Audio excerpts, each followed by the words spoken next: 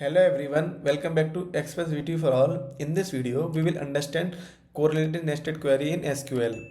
With an example, this is an important question for exam point of view. So let's start with the definition. A correlated nested query is a type of subquery in which the inner query depends on the outer query. This means the inner query refers to the attribute of the outer query, so it cannot run independently.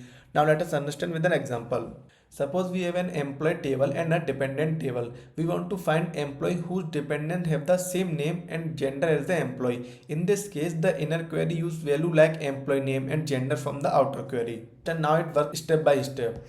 First, the outer query select one row from the employee table, and second is the inner query runs using the values of the specific employee. And third one is it check the dependent table for matching records.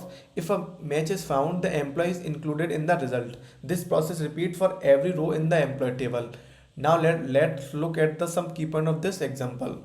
The inner query depends on the outer query. It is executed multiple times, once for each row. It is used for complex condition involving related tables, but it is slower compared to simple queries because of repeated execution. So in the final conclusion, we can say that correlated nested queries are powerful but should be used carefully due to the performance consideration. So like that you have to explain in the examination along with the proper example.